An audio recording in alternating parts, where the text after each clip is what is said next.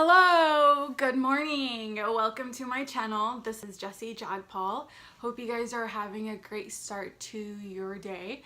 Today is December 31st, 2018. It is the last day of the year. So, oh my gosh, the year just flew by. Okay, so today we're gonna start off with our balloon. We're gonna pop our balloon and then we'll jump into this really exciting story I have for you guys. All right, here we go. Let's go ahead and get started. I'll show you what I'm gonna do. But it's been requested by somebody, so here it is. I'm like pretty sure this is not gonna work. If I scream and if you hear something really strange come out of me, you know who to blame. Go check out the comment section. I hate you so much. Oh, it's not popping. Pop. Pop. Oh my god, this looks so... Oh! Ouch! That hurt. Ow! Oh, I think I broke my neck. Oh, that worked. Ow. Oh, I think I'm seeing things, guys. Why am I seeing things? Okay. Oh my god. Ow. All right, let me get situated here now so we can... Oh my gosh. Okay, I'm gonna have to move things around. So, sorry about that. Don't do that. No, not right now, buddy. Okay.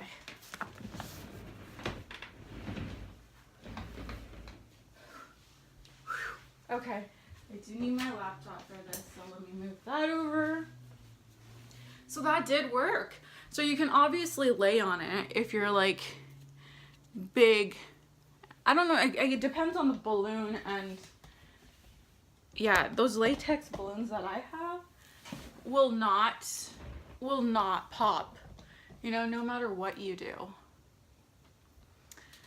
Okay, let me move these masks over. I think these are absolutely adorable and deserve to be in the video since I'm wearing that one. Okay, cool. Yay. All right, guys. So I hope you enjoyed that balloon, the way I popped that balloon today. It was recommended, I forget your name, I believe it was Hannah. It was Hannah that wanted me to do it. She had requested it twice. So there you go, Hannah. I did it for you. That hurt, though. That hurt really bad. Like my finger, because you go splat right onto the ground, and I don't have like carpet. This is like hardwood, so it hurt. I'll try sitting on it next time, like while it's on like the ground. I think that will actually work. The chair didn't work last time. Okay, guys, so let's move on to our horror story now that I have embarrassed myself for today. I'm just kidding. Okay, so today's story is on Elisa Lam and her confusing death. She was a Canadian student, around 21 years of age. She lived in... What part of Canada? No, what are you doing?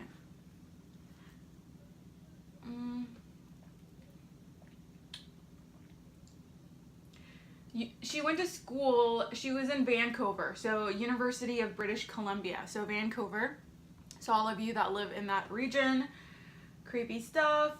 But the incident, I don't think, took place in Vancouver, so nothing to worry about. So basically what happens is, I don't know the exact location, but her death was, like, her body was found in a building. Maybe you guys can help me out. And the Cecil Hotel. C-E-C-I-L Hotel.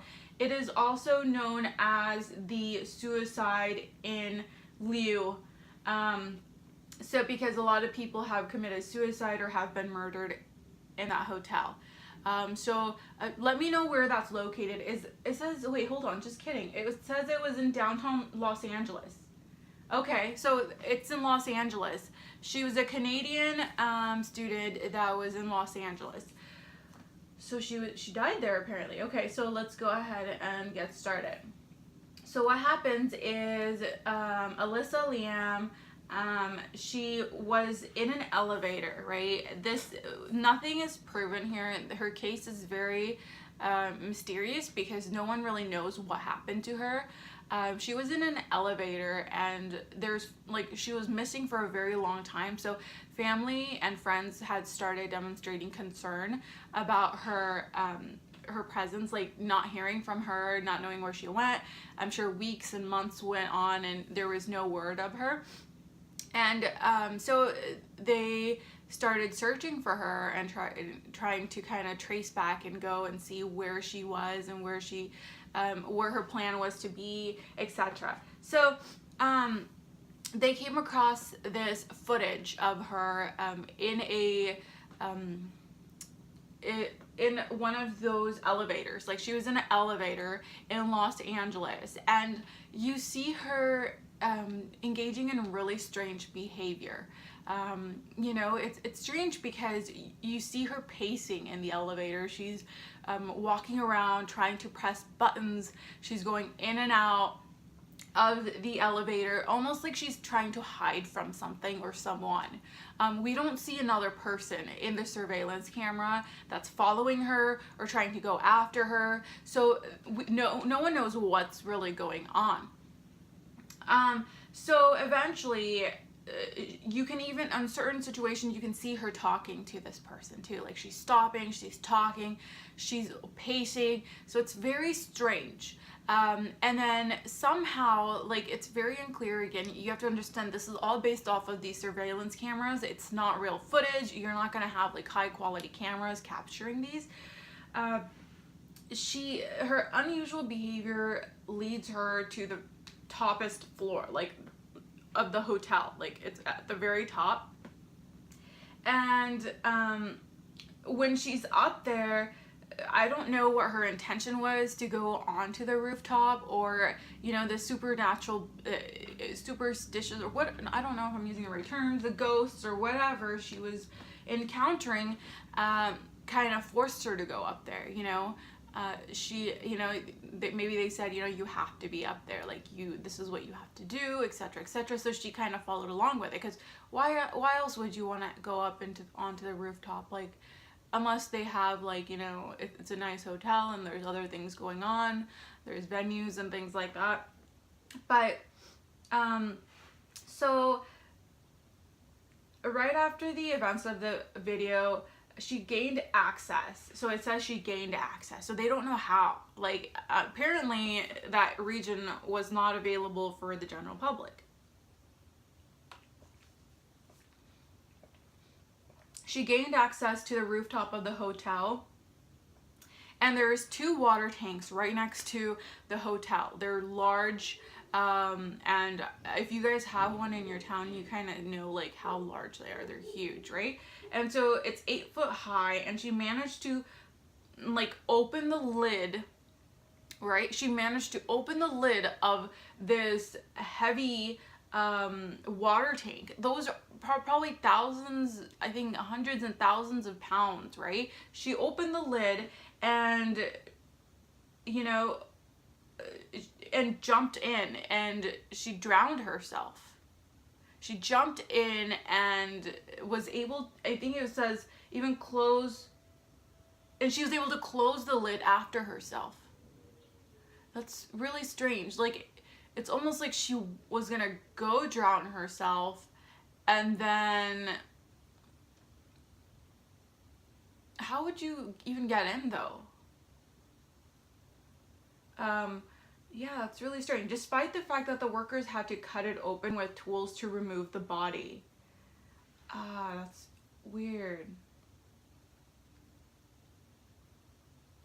So, I mean, the footage, what they have of it, and the video cameras of the footage, most people just claim that it is true that it was caused by supernatural forces and something did happen up there. And the footage itself is frightening, but some believe that the footage was changed and altered, and for that reason, some don't buy into it. But honestly, based off of how she was acting, obviously it could have been a mental illness. I'm sure she was probably either suffering from something like manic episodes. So she might have had manic episodes which led to accidental drowning. So let me search what manic episodes are, because I mean, I don't know if I can buy into that. Like, did she have a formal diagnosis of that, or are they just merely saying that to get out of it, so you know the hotel business doesn't go down, you know, like so people don't stop staying there or whatever. So let me search. I need to know exactly what manic episode looks like or what it is. Let's see. Oh, okay, this is why. It says that the symptoms of mania include elevated mood, inflated self-esteem, decreased need for sleep, racing thoughts, difficulty maintaining attention, increase in goal-directed activity, and excessive involvement in pleasurable activities. It does significantly impact the person's daily living. So it's a mood state characterized by a period that at least 1 week where an elevated, expansive, or unusual irritable mood exists. So it's not a disorder of any sort. But I mean, you could probably still get diagnosed for it. So that's something I'd be interested in, is finding out if she was ever actually diagnosed for manic disorder. It would kind of, I guess it would kind of explain the pacing, but there's still some things that are just not justifiable by manic disorder. If people are going to come up with ideas, they're probably going to pair it with mental, you know, illness. But again, from the way it's described and the way she carried out the whole act, unless she was overwhelmed from other factors and she did it herself, it was an act of, you know, committing suicide. I honestly don't believe that it was a manic disorder or any of that sort. I think that she did experience something, and something definitely did lead her up to those water tanks and to her death. So yeah, that's my take on that. Alright guys, that's all I have for you today. I hope you enjoyed my story and my balloon popping for today. Leave your suggestions and feedbacks in the comments. I'd be more than happy to try out some of them if I feel comfortable. If you have, you know, a suggestion for one of the balloons, or if you've tried something interesting. And yeah, alright guys, have a wonderful day and stay blessed.